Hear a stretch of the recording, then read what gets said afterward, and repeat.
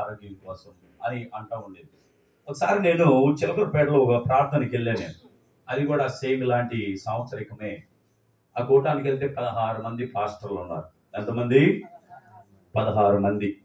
16వ వాడిని నేనే. సో వీళ్ళందరూ చెప్తా ఉన్నారు, ఆయన 103 సంవత్సరాలు బ్రతికాడంట. ఎన్ని సంవత్సరాలు? 103. నేను ప్రశ్నలు వేస్తా ఉంటాను, ఎందుకంటే మీరు యాక్టివ్గా ఉండాలని. సో మీరు సమాధానం చెప్పాలని. ఓకే, 103 సంవత్సరాలు బ్రతికాడంట. వచ్చిన పాస్టర్లు అందరూ కూడా 103 సంవత్సరాలు బ్రతకడం అంటే మామూలు విషయం కాదు కదా, మామూలు విషయం కాదు.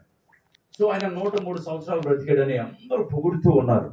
ఆయన ఎవరో నాకు తెలియదు. వాళ్ళ కుమారుడు నన్ను వాక్యం చెప్పడానికి పిలిచాడు అక్కడికి. సో నేనేం చెప్పాలో నాకు అర్థం కాలేదు. అందరూ పొగుడుతూ ఉన్నారు. నేను పొగడపోతే వాళ్ళు ఏమనుకుంటారో బాధ వేసింది. సో నేను ప్రార్థన చేసుకుంటా ఉన్నా, ప్రభువా ఏమని పొగడాలి, ఏమని చెప్పాలి అని ప్రార్థన చేసుకుంటా ఉన్నా నేను. తర్వాత 16వ వాడిగా నాకు ఇచ్చారు. సమయం లేదయ్యా, చివరిగా ముగించాలి. 16వ వాడు అంటే టైం అయిపోయింది, భోజనాల టైం అన్నారు. సో దేవుని యొక్క వాక్యము చాలా విలువైనది కదా. సో చివరిగా వాళ్ళు 5 నిమిషాలు అన్నారు. ఈ 5 నిమిషాల్లో నేను చాలా ఫాస్ట్గా చెప్తా ఉంటా. సహజంగా ఏం చెప్పాలని గబగబ ఆలోచిస్తా ఉంటే గుర్తొచ్చింది.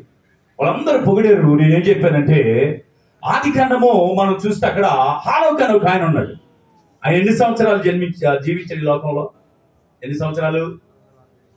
365 సంవత్సరాలు జీవించాడు ఈ లోకంలో. 365 సంవత్సరాలు ఆయన ఈ లోకంలో జీవించి 65 సంవత్సరాలప్పుడు బిడ్డను కన్నాడంట. ఎన్ని సంవత్సరాలప్పుడు? 65 సంవత్సరాలు.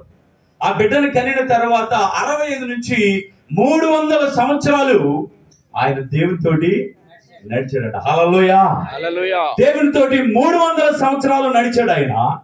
300 సంవత్సరాలు నడవటం అంటే దేవుడు ఆయన దగ్గరికి వచ్చి ఆయన నడిపిస్తా ఉన్నాడా? మీకేం అర్థమైంది నడవటం అంటే? దేవునితో నడవటం అంటే ఏంది? ఈ 300 సంవత్సరాలు ఎన్నో బాధలు, శ్రమలు, కష్టాలు, రోగాలు. 60 సంవత్సరాలు ఉంటేనే 3 తరాలు 4 తరాలు చూస్తున్నారు చాలా మంది, తొందరగా పెళ్లి చేసుకుని. ఆయన 300 సంవత్సరాలు ఈ లోకంలో దేవునితో నడుస్తూ 365 సంవత్సరాలు జీవించి ఉన్నాడంటే ఎంతమంది ఆయనకి సంతానం ఉన్నదో ఒకసారి ఆలోచించండి. ఒకసారి కూటమి పెడితే వాళ్ళే సరిపోతారు. గ్రౌండ్ అంతా, మన మీటింగ్ అంతా వాళ్ళే సరిపోతారు. అంటే వాళ్ళ పిల్లలు సంతానం ఎక్కువైపోయింది కదా. సో ఇన్ని సంవత్సరాలు దేవునితో నడుస్తూ అంతే కొనిపోబడ్డాడు. హల్లెలూయా, హల్లెలూయా. అంతే నడుస్తూ కొనిపోబడ్డాడు. ఎంతమందికి కొనిపోబడాలని ఆశగా ఉంది? ఎవరికి లేదు కదా. అందరూ భోజనాలు పెడితే తిని వెళ్దాం అనుకుంటున్నారా? ఆశ లేదా? హల్లెలూయా.